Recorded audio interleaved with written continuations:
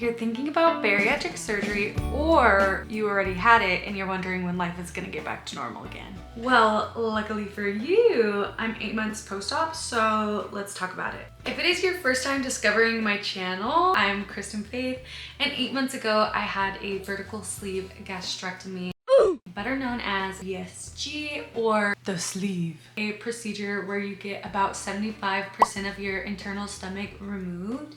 Go watch my bariatric plays if you want more specifics. That's what it is in simple terms. The last time that I updated y'all, I was about 4 months post-op, which is crazy because if you think about it, that was basically the halfway point of what my journey has been so far. So needless to say, we have a lot of things to catch up on. As always, I compiled a list of different questions and topics that either I wanted to know about or people have directly asked me, which self-plug, go follow my Instagram because before I do these videos, I usually post on there and I'm like, ask me anything. So if you want one of your questions to be in these videos, either comment down below or go follow me on Instagram. If this isn't your first rodeo, as y'all know, we go in no particular order, so let's just get into it. The first questions are, how much weight have you lost? What was your starting weight?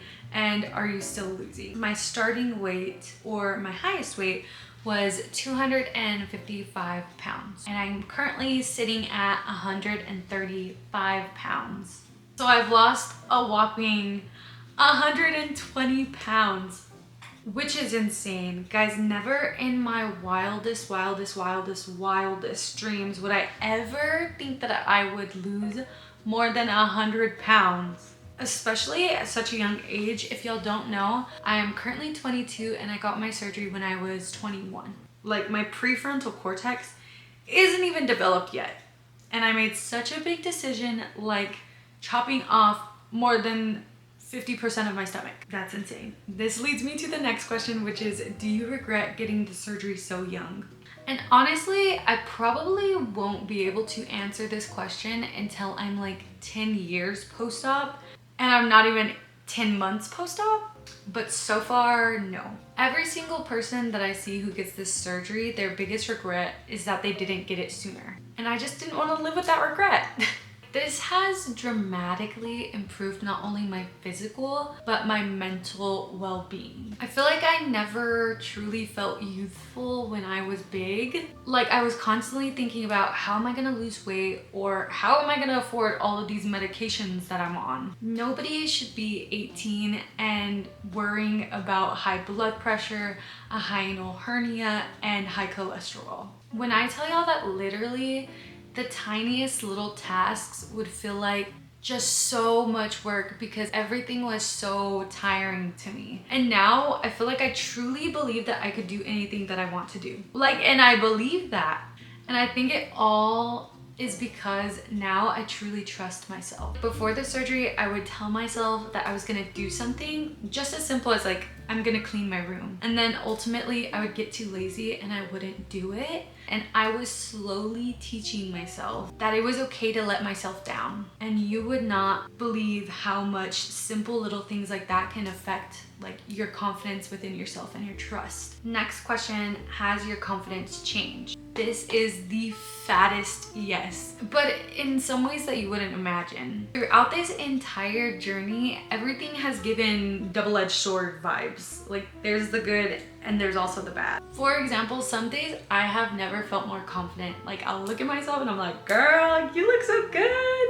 And then there's other days where, because I grew up so severely insecure, it's like my mind will try to find little insecurities. Like right now, for example, I have become really insecure about my ribs. Girl, I would have prayed for these insecurities when I was like a bigger girl. I also struggle with having the feeling of, now that I'm skinny, I feel like I have to look perfect at all times or else I'm wasting it. And we're gonna get like a little dark, but sometimes if I don't get ready during the day, I wonder, like, is somebody looking at me and thinking, ew, she was ugly when she was bigger and she's ugly now that she's skinnier?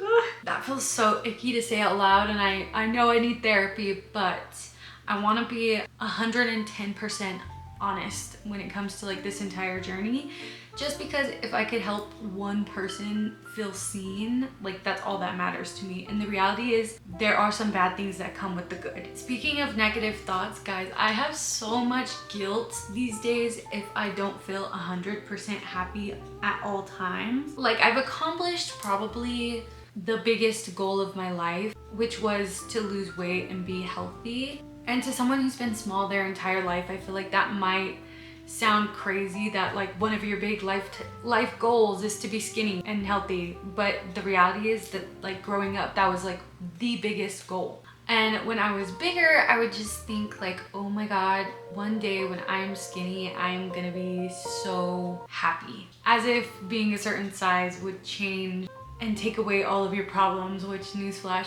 it doesn't.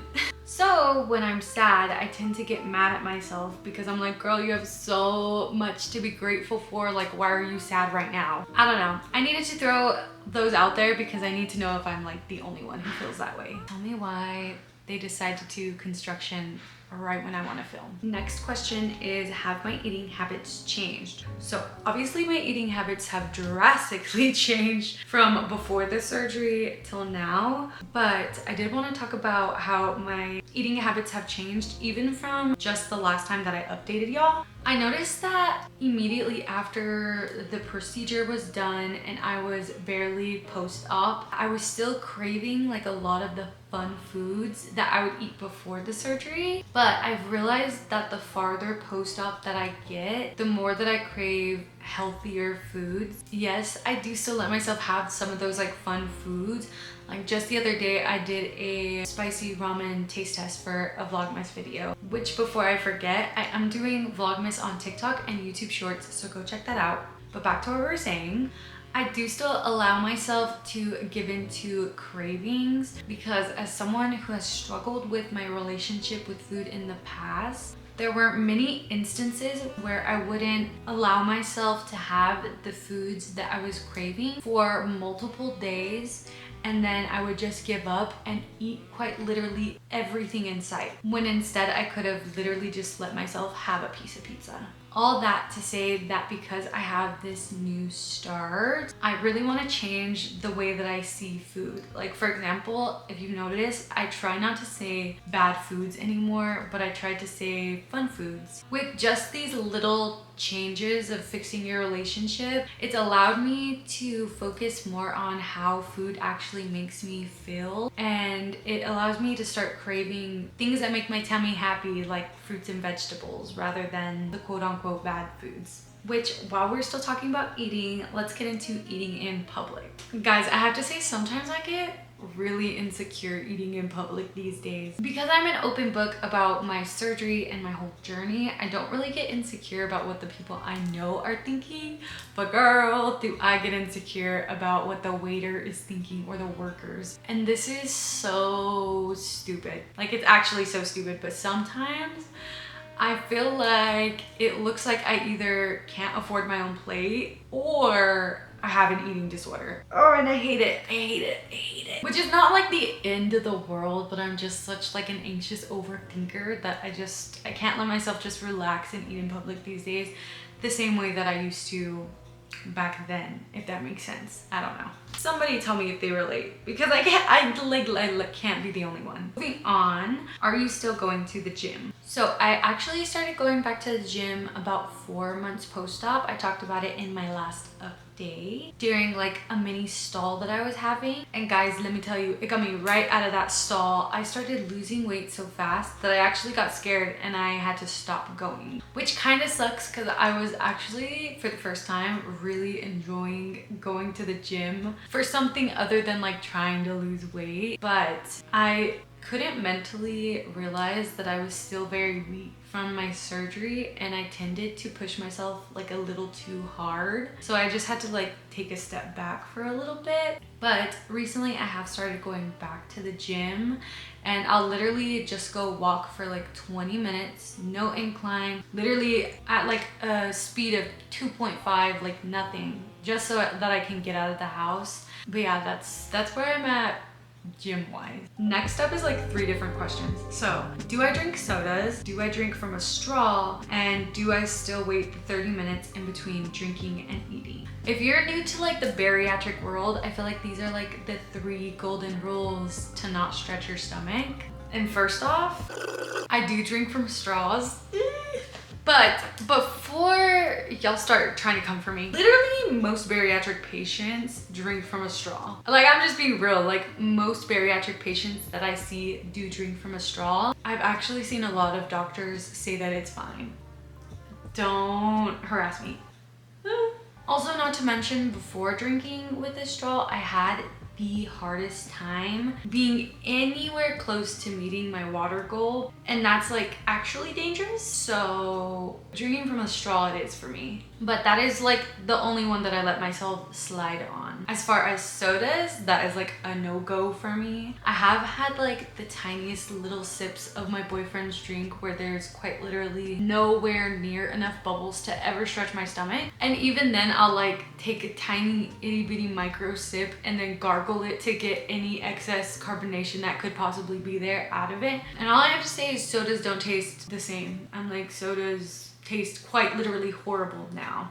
They just don't, they don't hit. So I don't even have the craving for them anymore. But very rarely have I ever even gotten little sips from my boyfriend's drink. I just want to be 100% honest. I have gotten like tiniest little sips. And lastly, for these 3 questions, do I still wait the 30 minutes in between drinking and eating? So before I had the surgery, I was a drinking and eating at the same time queen. Like, I was obsessed with it. And when I found out that this like was a no-go for surgery, I thought that I was never gonna be able to do it. I thought that it was gonna be the hardest thing in the entire world, and let me tell you now, baby, it is second nature, and I will be doing this for the rest of my life. Literally, I have like the cheat code 30-minute button so that I can just boop and it starts. Moving on, somebody asked, where is the weirdest place that you've lost weight? I feel like there's nowhere weird that I've lost weight, because I've lost weight quite literally everywhere. Like my hands, my feet, my legs, like everywhere that you could think of. My nose, my probably ears. Like, I have lost weight as a whole everywhere. But there are some things that losing weight has changed that caught me off guard. All of the loose skin from the weight that I carried on my back, and I could be so delusional, but I swear that I went straight to my booty. And I'm not mad about it. Like, literally, I had no butt before surgery. Like, quite literally, it was a flat board. It was nothing. And now I feel like I have like a little bit of something to grab. A little something there. She's a little perkier now. I'm not complaining though, but that was a turn of events that I did not expect. Which, let's go ahead and talk about loose skin. So the last time that I updated y'all, I basically said that I had like 0 loose skin. And now I do. I have to say, not nearly as much as I thought that I was going to have when I first started this entire journey of getting surgery. And for some reason, when I thought of loose skin, I always thought about the tummy area. Like, I thought I would literally have like a whole handful worth of like tummy loose skin. But I have to say, I think that is where I have like the least amount of loose skin. The majority of it is like on my arms or on my thighs, but I really hardly have a lot on my stomach at all. Like, without all of my old stretch marks and like scars, I feel like it wouldn't be super noticeable that I've lost like 120 pounds just off of my stomach alone. Someone literally just commented on this Vlogmas post that I made the other day, and they said no loose skin, and then someone commented under that and said she probably got it removed. Which, guys, I wish I could afford to even think about that. But honestly, I think that I just got lucky in that department because I got the surgery so young. So my skin was more likely to like bounce back. And with the little loose skin that I do have, sometimes I get sad about it, but then I remember all of the blessings that caused it, and then it's like nothing to me. Recently though, I have caught myself get a little jealous of girls my age that have just these beautiful stomachs because mine are like filled with so many scars and so many stretch marks, and I have my little saggy belly button because honestly it just doesn't feel fair that even at my skinniest I'm still insecure of wearing like a bikini or a crop top. Again, these are very privileged problems, but I'm just a girl. I'm like, so I do get a little jealous sometimes. Next topic that I wanted to bring up is posture. So before this surgery, I would primarily only wear really big baggy clothes, specifically like big baggy t-shirts. But because I'm like, remember when I said I had a flat butt? Because I had such a flat butt, I wouldn't want the indent of my butt to hit the back of my shirt. If you were ever big and wore big t-shirts, I feel like you know exactly what I'm talking about. But like my butt would imprint on the back of the shirt. It would just make my butt look so flat and square. I don't know if anybody's gonna like understand what I mean by this. Because that would happen, I would force myself to stand with my butt tucked in, and I was just causing horrible posture. And now that I'm skinnier and I wear like tighter clothing, I find myself still wanting to stand with that posture, and I literally look like this. Instead of standing straight up like this, I'll tuck my butt in. I hate it. It's so embarrassing. I can't. But long story short, I never thought that I would have to relearn my posture, but now I do. Moving on though, let's talk about hair. In my last update, which was 4 months post-op, that is when I had just started seeing some of that hair loss. And guys, I've lost so much hair since then. And that lasted like a good 3 months of just constant like handfuls of hair on a daily basis. It has slowed down. I don't know if that's because I started taking this collagen that my mom used to take, or it's because I literally have like quite literally no more hair to lose. And y'all might be thinking like, girl, you look like you have a good amount of hair. But that is because I'm a master disguiser. This is all just frizz. I had to start letting my hair just be its own texture. And then I'll take away like all products that take away frizz because I need the frizziness to just make my hair look full enough. But in reality, this is all of the hair that I have. When my hair used to look like this. I can't think about it too much or I'll cry. But either way, I'm happy that like not a bunch of chunks are falling out anymore.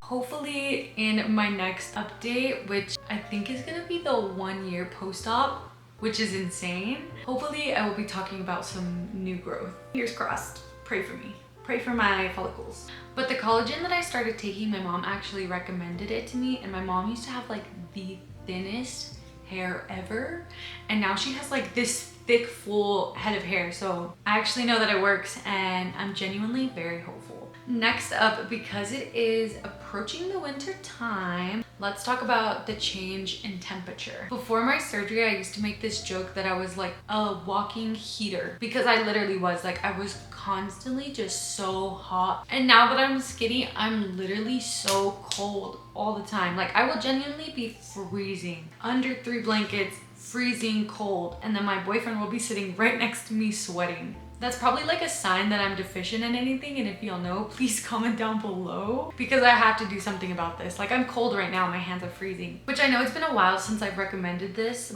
but guys, get a heated blanket before you get the surgery. There is no better feeling. Oh, it's so good when you're freezing and you're just huddled up in that heated blanket. And then the wires in it are kind of heavy, so it also works as like a weighted blanket. I'm obsessed. I'm like, buy yourself a heated blanket. You will thank me later. Next topic is clothing. I just cleaned out my closet to start off like this new year. But guys, when I tell y'all that absolutely nothing fits me.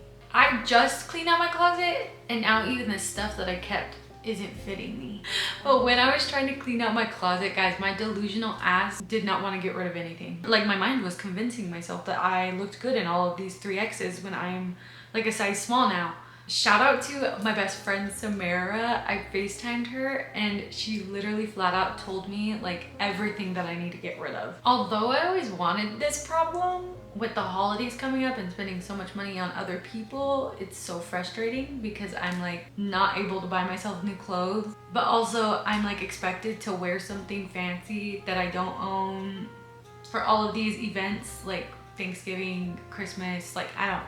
But again, like such a good problem to have, I guess. With the new year, I'm implementing a new rule that every time that I get a new item of clothing, I have to get rid of something else. Because after cleaning out my closet, I've realized that I have a hoarding problem.